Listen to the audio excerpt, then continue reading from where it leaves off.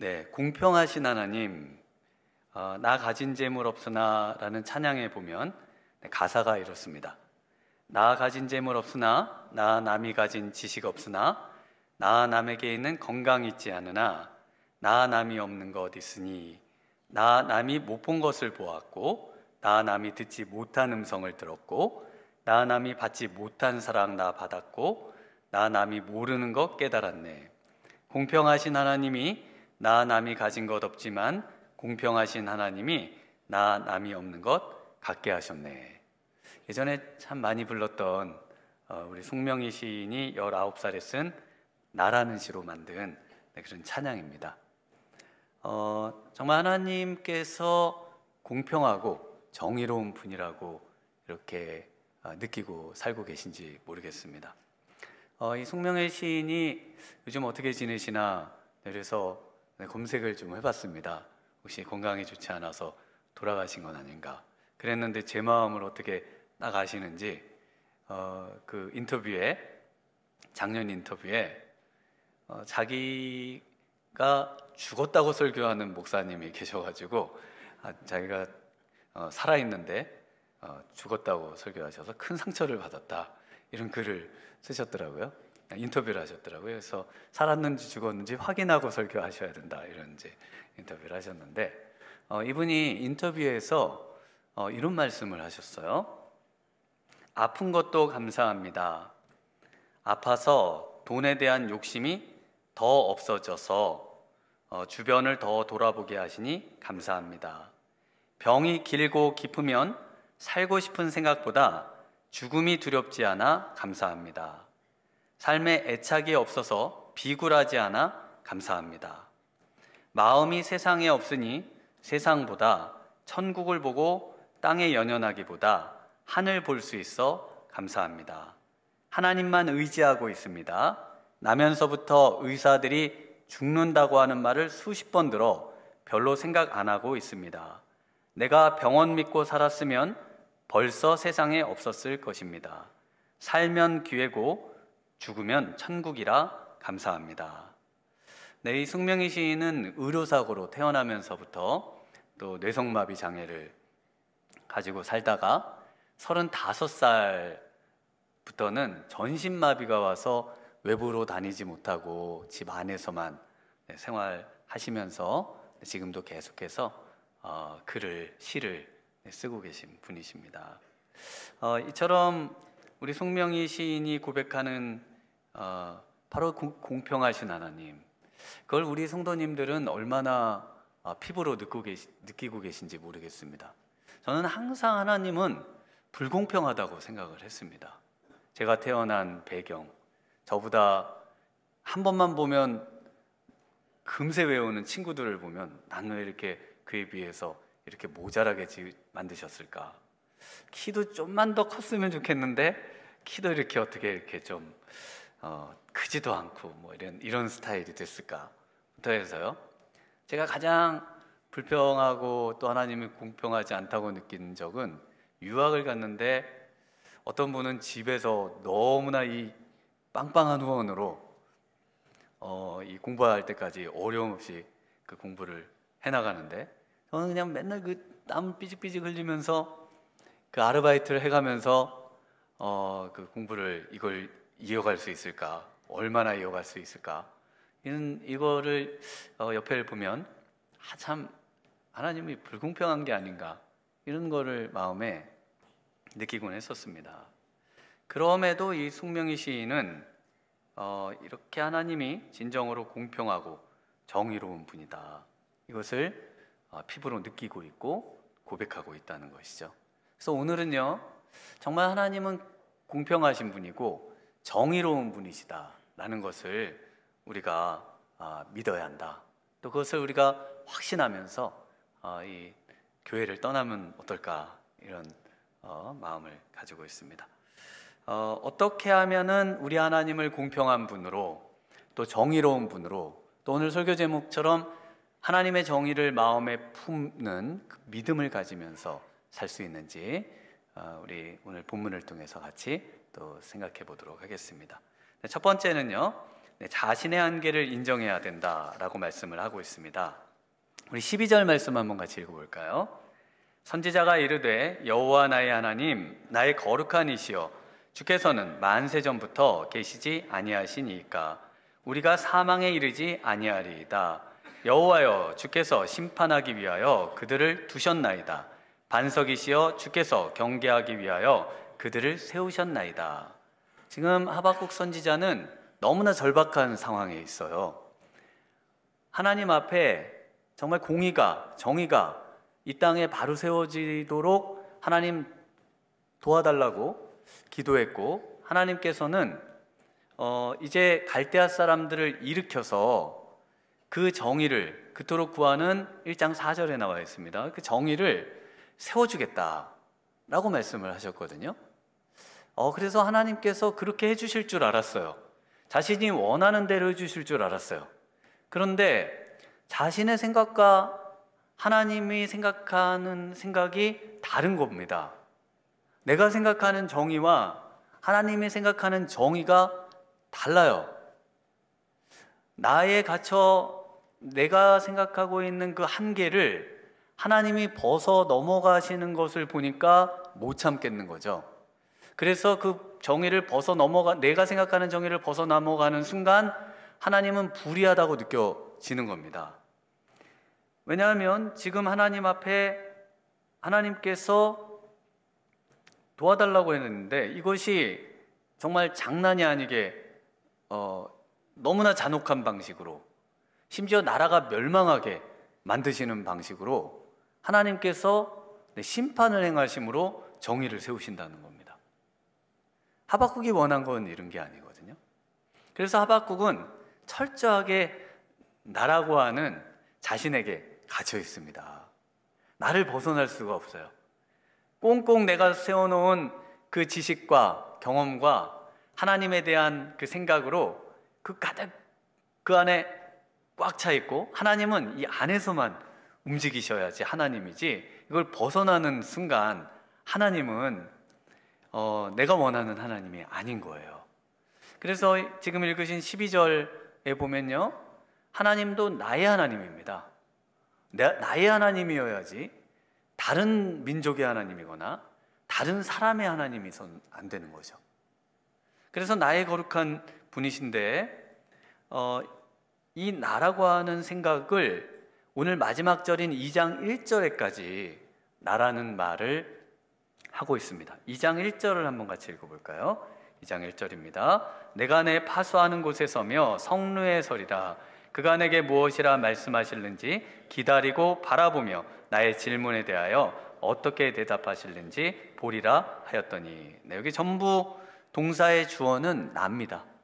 내가 파수하는 곳, 내가 서리라, 내가 보리라, 내가 기다리리라, 전부 나입니다. 그래서 내가 가진 지식과 경험과 생각, 판단을 넘어가는 것에 대해서 하박국 선지자는 질문의 마지막 17절에 뭐라고 합니까? 이것이 옳습니까? 옳음을 넘어간다는 겁니다. 내가 생각하는 것을 넘어가는 것은 옳음을 넘어가는 거예요. 옳지 않음으로 가는 겁니다. 그래서 나라고 하는 것이 내가 생각하는 것만이 옳은 것이지 그 외의 것을 인정할 수 없고, 그것이 하나님이라 해도 용납할 수 없다는 자신의 한계에 갇혀 있는 걸 볼 수 있죠. 인류 최초의 죄악은 바로 여기서부터 시작을 했습니다. 하와가 하나님이 먹지 말라고 한 선악과를 왜 따먹었을까요? 창세기 3장 6절에 보면 나오는데요, 여자가 그 나무를 본즉 먹음직도 하고 보암직도 하고 지혜롭게 할 만큼 탐스럽기도 한 나무인지라 여자가 그 열매를 따먹고 자기와 함께 있는 남편에게도 주매 그도 먹은지라. 하와의 문제가 뭘까요? 하와의 문제는 자신이 눈에 들어오는 거예요. 자신의 눈과 자신의 생각과 자신의 견해와 자신의 감정이 진리가 되는 겁니다. 그것이 옳은 거지, 하나님의 말씀보다 자신이 더 소중하게 생각하는 순간 이 범죄로 넘어가게 된다는 것입니다. 죄로. 그래서 그 나무를 여자가 봅니다. 하와가 봐요. 그리고 그 나무를 보니까 먹음직해요. 그리고 보암직도 해요. 참 아름답죠. 그리고 지혜롭게 할 만큼 참 탐스러운 그런 느낌을 주는 나무인 거예요. 그리고 그 남편에게 이것이 옳다, 그리고 이것을 같이 먹도록 또 강요하고 있는 그런 모습을 볼 수가 있습니다. 그래서 이 선악과를 따먹기로 하는 결정에 하와 자신의 한계를 이제 옳다고 하는 순간 이 선악과를 따먹게 되는 것입니다. 믿음은 뭔가? 믿음은요, 내가 이해할 수 없고 내가 납득할 수 없고 또 감정적으로 어떤 면에서는 받아들이기가 힘든 것들이라 할지라도 하나님은 항상 옳으시다, 하나님의 말씀은 항상 옳다. 물론 하나님의 말씀을 해석하는 것에 또 이제 여러 저희들이 바로 해석해야 되는 문제가 있지만, 어쨌든 하나님의 말씀 자체에는 그름이 없고 오직 옳음만이 있다. 이것을 믿는 것, 이것이 바로 믿음이죠. 18세기의 영국 선원들에 의해서 최초로 세상에 자신을 드러낸 동물이 있습니다. 오리너구리라는 동물이 있는데 이렇게 생겼어요. 1798년에 이 박제가 돼서 영국에 이 오리너구리가 처음 소개가 됩니다. 이 오리너구리는 주둥이는 보시는 것처럼 꼭 오리 주둥이를 갖다가 붙여놓은 것 같지 않으세요? 그리고 몸은 비버, 우리나라에는 비버가 없으니까 이 너구리라는 이름으로 이제 너구리같이 생겨가지고 몸은 또 너구리랑 똑같이 생겼어요. 이것을 갖다가 붙인 것 같습니다. 그래서 이 박제된 오리너구리를 본 동물학자들이 이거는 뱃사람들이 인어를, 물고기하고 사람이 합쳐진 상상의 그런 인어를 생각해낸 것처럼 이 선원들이 오랜 생활 고향 떠나서 돌아다니다 보니까 그 잘못 본 거를 봤다고 생각하고 그거를 오리 주둥이하고 비버의 몸을 합쳐가지고 지금 보낸 것이다. 그래가지고 믿질 않습니다. 그래서 뭘 하는가 하면은 어떻게 이렇게 정교하게 그 주둥이하고 몸을 바느질했을까? 도대체 무슨 접착제로 붙였길래 이렇게 감쪽같이 하나처럼 붙어있을 수 있을까? 그걸 연구했다고 그래요. 그래서 이 동물을 본 사람들마다 전부 뭐라고 하냐면, 야, 정말 훌륭한 예술작품이다, 예술작품으로 평가하거나, 또는 오리랑 또 비버가 술 먹고 놀다가 이런 일이 일어났다, 이런 이제 농담을 하기도 했다고 합니다. 그래서 이 오리너구리를 본 사람들은 존재한다는 것은 알아요. 이런 게 있다는 걸 이제 처음 봤어요. 그런데 존재해서는 안 되는 동물로 오랜 시간, 거의 100년 가까이 여겨져 왔습니다.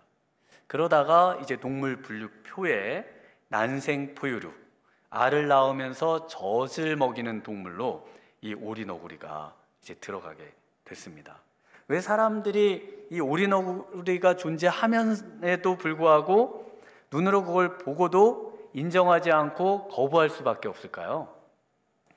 왜냐하면은 바로 이 사람들의 생각에는 이런 것이 있지 않다고 생각을 해왔거든요. 이런 게 있을 수가 없다고 생각을 하는 거거든요. 그리고 한 번도 그런 비슷한 류를 경험해 본 적이 없거든요. 그러니까 없었는데 있다고 하니까 그것을 밀어내고 받아들이지를 않는 겁니다. 그래서 모르던 것을, 안 해본 것을 새로 도전하거나 새로운 것들을 만들어내거나 새로운 것들을 이제 시도한다는 것은 이렇게 어려운 겁니다. 이렇게 어려워요. 우리는 익숙한 것을 좋아하고 익숙한 것만을 받아들입니다. 아마 오늘 설교를 들으셔도, 제가 설교 피드백을 이렇게 또 많은 분들한테 물어보면 이상한 데 가서 그 은혜를 받으시고 적용을 하시는 분들을 가끔 보거든요. 왜냐하면 분명 제가 전하지만 그것을 나의 생각과 그 나의 어떤 경험의 필터를 통해서 다시 재해석해서 받아들이시는 거거든요. 이분들이 지금 그렇게 하고 있는 겁니다. 그래서 하와도 자신의 어떤 그 경험의 필터로, 자신의 지식의 필터로, 생각의 필터로 하나님의 말씀을 걸러서 다시 듣고 해석해 냄으로 인해서 결국은 선악과를 따먹게 된 것이죠. 아담과 하와도 이 선악과의 문제에 있어서요, 어떤 경험치가 없었는가 하면 사망이라고 하는 경험치가 없었습니다. 하나님께서 사망을 얘기하시지만 도대체 사망이 뭔지를 몰라요. 죽음이 세상에 있지 않았기 때문에 세상에 죽음이라는 게 뭔지에 대한 개념이 없는 겁니다. 그래서 하나님의 말씀에 그 부분이 약해지고 자신에게 오히려 필요한 것들을 이제 얻어내는 그런 일을 행한 것입니다. 오늘날 마찬가지로 하나님의 심판, 하나님의 말씀에는 존재하죠. 지옥이 어디냐는 겁니다. 지옥을 우리가 심판받고 죽어야 가는 그런 어떤 곳이라 이게 뭐 피부로 와닿지 않으시지 않으세요? 세상 사람들은 하나님의 심판과 지옥을 경멸하고 조롱하고 그건 문학작품이고 없다 이렇게 말씀을 하잖아요. 그리고 우리 중에도 그런 것들을 부인하는 분들도 있습니다. 왜냐하면 나의 한계에 갇혀서, 내 생각에 갇혀서 그것들에 대해서 한번 생각해보고 더 깊이 생각해보고, 그래서 그것이 실제할 수도 있는 또는 존재할 수도 있는 그런 것이라는 것을, 나의 사고를 넓히는 것, 이것이 하나님의 정의를 품는 믿음의 첫 번째 단계라는 것입니다. 오늘 하박국도 똑같은데요, 하박국이 옛적부터 계시는 하나님을 생각하고 경험해오고 또 설교도 하면서 뭐라고 결론을 내리는가 하면 12절에 우리가 사망에 이르지 않을 겁니다 라고 결론에 도달합니다. 한 번도 하나님께서 훈계하시고 책망하시고 벌을 내리셨어도 나라를 망하게 하신 적은 없었습니다.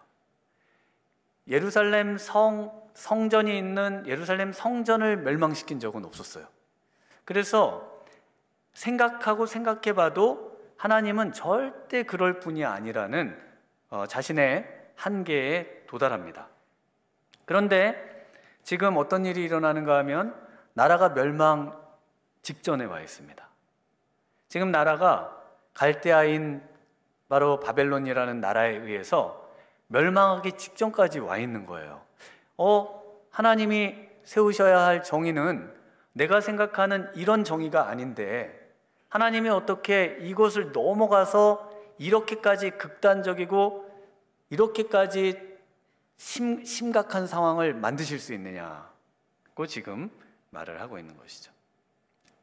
그래서 우리는요, 두 번째로 자신의 한계를 인정하면서 또 하나 이 하박국처럼 변화를 갈망해야 합니다. 우리 13절을 한번 읽어보겠습니다.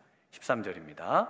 주께서는 눈이 정결하심으로 악을 참아보지 못하시며 패역을 참아보지 못하시거늘 어찌하여 거짓된 자들을 방관하시며 악인이 자기보다 의로운 사람을 삼키는데도 잠잠하시니까.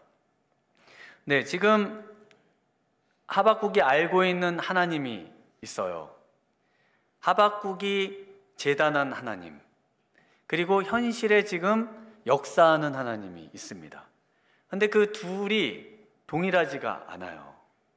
내가 성경을 통해서 알고 배우고 또 신앙생활하면서 교회에서 익힌 바로 그 하나님하고 삶의 현장에서 부딪히면서 경험하는 하나님이 너무 다른 겁니다.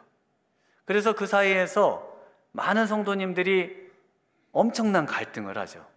그래서 교회에서는 이런 하나님을 섬기고 세상에서는 또 세상에 맞는 하나님의 어떤 모습을 찾고 그 하나님을 섬기는 그런 이중적인 그런 어떤 신앙생활을 하는 분들이 있습니다. 오늘 하박국이 지금 이렇게 하나님 앞에 따지고 묻고요, 엄청나게 어떤 면에서 하나님 앞에 불경한 모습 아닙니까? 하나님, 당신이 옳습니까? 이것이 말이 되십니까? 또 오늘 본문에 잠잠하시니까 이것은 귀머거리가 되셨습니까? 뭐 이런 뜻이거든요. 하나님 귀가 먹으셨어요? 뭐 이런 표현을 쓰는 거예요. 그러니까 어떻게 이런 말을 할 수 있는가? 어떻게 이렇게 꼬치꼬치 하나님을 대들고 하나님을 몰아붙이고 왜 이러는 걸까요? 하박국이 왜 그러냐면요, 하나님을 알고 싶어서 그런 겁니다. 내가 뭘 잘못 알았다는 건가요? 하나님?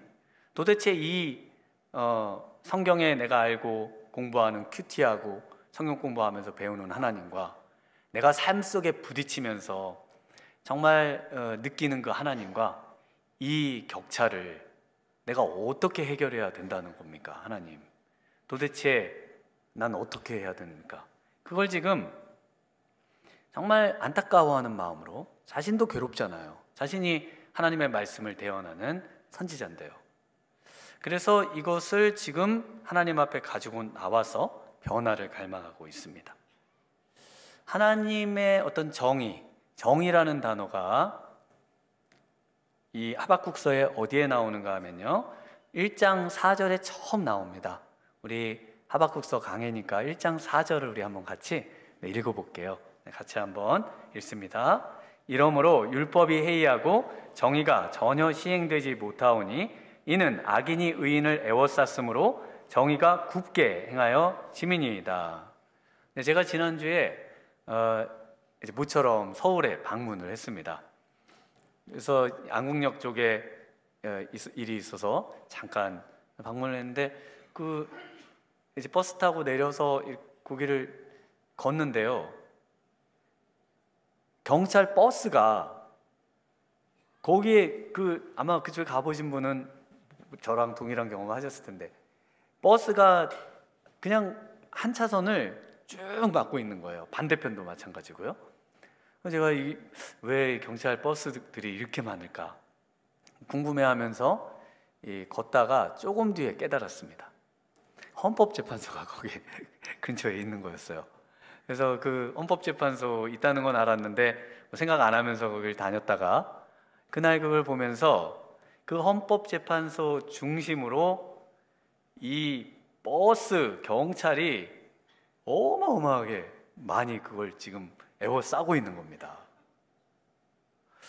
오늘 이 하박국이 지금 하나님께 요청하는 게 바로 이와 같은 것이거든요. 뭐냐면 정의가 시행되지 못하는 이유가 1장 4절에 보면 뭐라고 나옵니까? 율법이 해이하다. 이 해이하다라는 말은 마비되다라는 뜻이에요. 마비되다라는 말을 우리말로 해이하다. 그래서 법이 마비되지 않게 해주세요가 바로 하박국이 하나님께 정의를 실행해 달라고 하는 요청 중에 하나입니다. 또 하나는 정의가 굽게 행하여지죠. 정의가 잘못 행해진다는 겁니다. 그 이유가 뭐냐면은 악인이 의인을 에워싸서 잘못 행해질 수 있기 때문에 그 악인들을 하나님께서 좀 처리해 주세요. 이게 지금 하박국이 원하는 정의입니다. 마치 하나님께서 이 헌법재판소 주위에 공권력을 투입해가지고 거기를 보호하고 있는 것처럼, 그래서 법이 잘 실행되고 법치가 잘 이루어져서 정의가 실행될 수 있도록 그걸 원하는 거잖아요, 모든 국민이. 그런데 지금 하나님이 지금 그 일을 해주심으로 정의가 세워져야 된다고 생각했습니다. 그런데 하나님이 그것을 넘어간다는 거죠, 지금. 그래서 본문에는 정의가 어디에 나오냐면 12절에 보면 심판을 위하여 그들을 세우셨습니다 라는 표현이 나와요. 심판을 위해서. 그래서 그 심판을 그 뒤에 보면 경계를 위하여, 그래서 심판이 정의라는 뜻인데요, 정의를 위해서, 그 정의는 경계, 바로 교훈하고 깨닫게 하고 바로잡는 것을 이제 의미하고 있습니다. 그렇게 하기 위해서 갈대아 사람들, 하나님의 어떤 이 경찰로서 갈대아 사람들을, 이방 사람들을 하나님이 세워주신 걸로 알았습니다 라는 겁니다. 그런데 너무 끔찍한 일들이 일어나는 거예요. 하나님께서 법만 제대로 지켜주시고 법이 잘 시행되도록, 하나님의 법이 시행되도록 하시면 되는 거거든요. 그래서 지금 이스라엘은요, 우리는 헌법이 우리나라의 최고의 법이잖아요. 이스라엘은 최고의 법이 뭘까요? 네, 이 하나님의 말씀입니다. 그래서 헌법이 없어요. 헌법이 없고 하나님의 말씀이 최고의 법으로 인정하면서 그렇게 이제 법률을 제정해서 또 이렇게 나라를 꾸려가고 있습니다. 그러니까 법만 세워주시고 법만 지켜주시면 되는데, 인권이 유린되고 사람이 아니라 벌레가 취급을 당하고 바다의 물고기처럼 사냥을 당하고 또 이렇게 투망을 던져 잡히고 또 인신매매를 당하고요. 고대에는 사람은 이스라엘 외에 적군의 이제 포로가 되면 노예가 되는 겁니다. 그러니까 물건이 되는 거예요. 사고 파는 거거든요. 이런 어떻게 끔찍한 일들이 일어나냐는 겁니다. 그래서 4절에서는 악인과 의인을, 하박국은 뭐라고 생각했냐면, 같은 유대 사람 중에 법 안 지키고 법을 어기고 뭐 이런 사람들을 악인이고, 의인은 법 잘 지키고 법을 잘 수호하려고 하는 사람이 의인이었어요. 그런데 지금 13절에서는 거짓된 자 악인은 갈대아 사람들입니다. 이제 저 사람들이 악인이에요. 그래서 악과 의인은 누구예요? 바로 하나님의 법을 가지고 있고 하나님의 나라에 속해 있는 사람들이 의인이에요. 그러니까 의인과 악인의 기준을 누가 나누고 있습니까? 바로 하박국이 하고 있죠. 자신의 생각으로 하박국이 의인과 악인을 구분하고, 그리고 의인과 악인의 카테고리도 자기의 마음대로 바꿀 수 있는 거예요. 왜냐하면 내 생각에, 내가 가지고 있는 신학 지식에, 내가 가지고 있는 성경 지식으로 모든 걸 판단하니까요. 그런데 하나님은 성경에서 뭐라고 하시는가요? 하나님은, 하나님의 눈에는 성경에 모든 사람은 악인이라는 겁니다. 하나님은 모든 사람은 죄인이라는 거예요. 그래서 하나님의 법을 가지고 있고 하나님의 성전을 세워놨다고 해서 너희는 자동적으로 의인이 되는 것이 아니라 하나님의 은혜를 받아야 하고 하나님의 죄사함의 은총을 받아서 의인이 되는 거라는, 바로 그 사실을 잊으면 안 되는데, 그걸 어느 순간인가 망각하고 교회에 나오면 의인이 된 것 같고, 내가 하나님의 말씀을 읽고 있으면 의인이 된 것 같고, 내가 하나님의 자녀라고 고백하면 의인이 된 것으로만 그것을 그냥 확신하면서 살고, 내가 악인을 나름대로 분류하면서, 악의 등급도 내가 나름대로 분류하면서 마치 하나님의 영역을 내가 할 수 있는 것처럼 그렇게 살아간다는 것입니다. 하나님께서 뭐라고 말씀하십니까? 로마서 3장 10절에 기록된 바 의인은 없나니 하나도 없으며 깨닫는 자도 없고 다 치우쳐 함께 무익하게 되고 선을 행하는 자는 없나니 하나도 없도다. 하나도 없습니다. 여러분이 정말 의인이라고 생각하십니까? 우리 하나님께서는 오히려 나는 죄인이고 내가 정말 지금 당하고 있는 어려움, 이 환난, 또 이 추위, 이것보다 100배, 1000배 영원히 고난받고 또 그 형벌을 받아도 정말 마땅한 죄인이다. 이것을 정말 마음에 확신하기를 원하십니다. 한번 오늘 그것을 한번 여러분의 그 의의 관념을 좀 깨뜨리실 필요가 있습니다. 내가 볼 때 의와 악을 나누려고 하는 태도, 나는 의인이라는 정말 그 우리의 생각 바닥에 깔려있는 모든 그런 어떤 생각을 우리 하나님께서는 깨뜨리기를 원하십니다. 우린 죄인이에요. 우린 정말 우리 하나님 앞에 우리 하나님께서 그 밝은 빛을 비춰주시는 순간 우리 하나는 정말 우물투성이고요, 죄투성이밖에 없는 그런 죄인이라는 것을 말씀하고 있습니다. 네, 송명희 시인이 집에 액자를 해서 거르는 시가 하나 있습니다. 내 몸이 되어라. 여기서 내 몸은 바로 우리 주님의 몸이죠.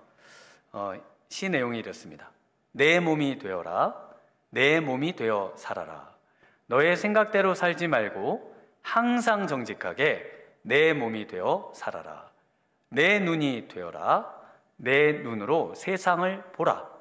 세상을 쫓아 보기보다 내 심장 기준으로 세상을 보라. 내 입으로 말하라. 내 말을 세상이 듣게 하라. 그리고 이제 너의 말을 비겁하지 않게 하라. 내 말을 비겁하지 않게 하라. 이렇게 이제 자신이 쓴 시를 액자에 걸어두고 이런 삶을 추구한다는 겁니다.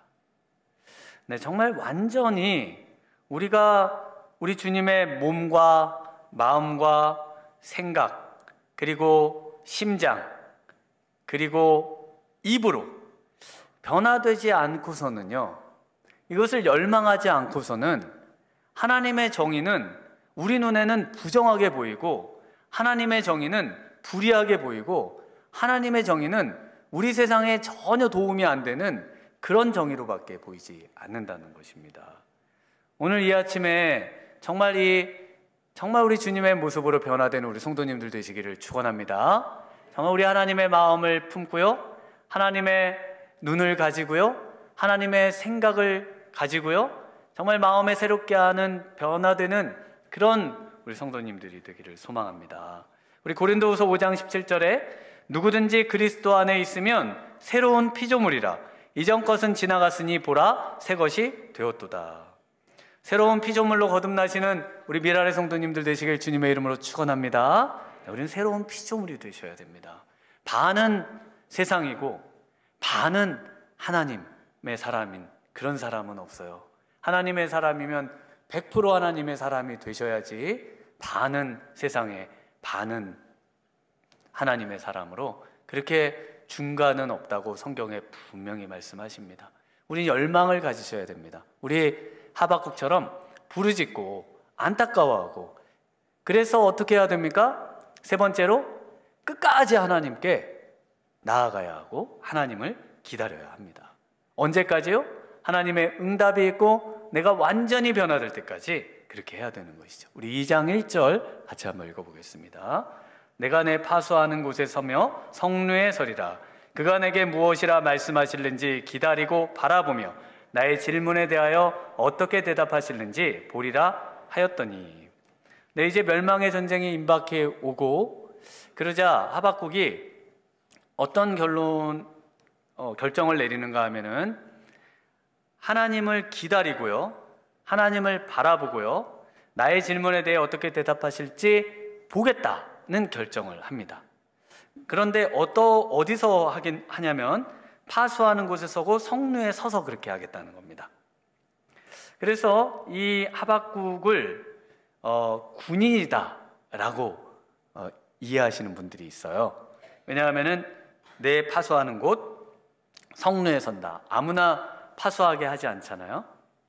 그래서 예루살렘에 쳐들어오는 적군을 감시하는 곳에서 그렇게 기다리면서 하나님이 진짜 그렇게 하실지 눈으로 직접 보겠다, 그런 마음을 가지면서 자신의 일에 충실하면서 하나님께 나아가는, 하나님께 답을 구하는 그런 삶을 살았다는 겁니다. 그리고 이것이 실제로 3장에 가면은 말발굽 소리, 또 전사들의 소리, 그래서 창자가 막 흔들리고요, 너무 두려워서 입술이 떨리고 온몸이 막 떠는 그런 고백을 합니다. 그리고 또 이 파수에 서는 곳, 성루에 서는 이 표현은요, 이 선지자로서 기도의 파수꾼이라는 점을 비유로 말하고 있다, 이렇게도 이해를 합니다. 그래서 그 응답하시는 곳인 2장 20절에 가면은 하나님께서 응답하시는 곳이 어딘가 하면 하박국서 2장 20절에 이렇게 말씀합니다. 오직 여호와는 어디에 계셔요? 그 성전에 계시니 온 땅은 그 앞에서 잠잠할지니라 하시니라.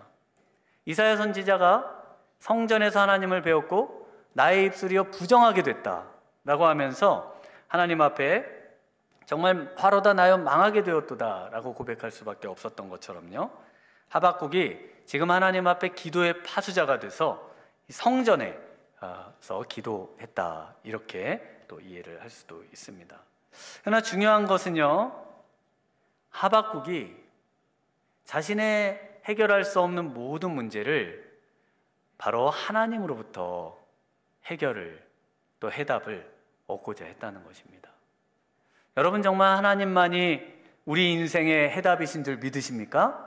정말 하나님께서 세상에 진정한 해답을 주실 수 있는 유일한 분이시라는 것을 믿으세요? 정말 이것을 믿으셔야 됩니다. 왜냐하면은 우리 하나님만이 온 세상을 창조하셨고요, 온 세상을 심판하실 수 있는 유일한 분이시기 때문에 그렇습니다.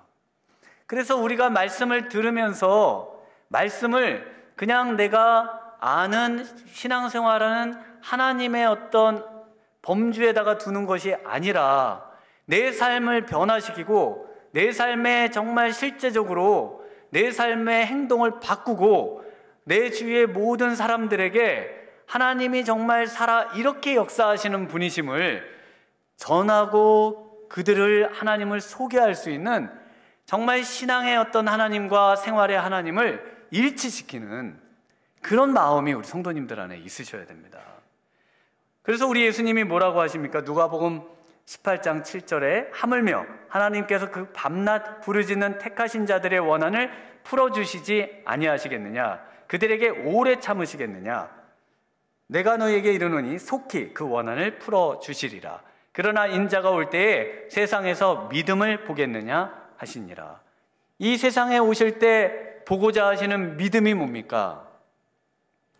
바로 하나님의 정의를 마음에 품고 하나님은 옳다고 인정하고 하나님 앞에 끊임없이 끈질기게 기도로 나아가는 믿음입니다.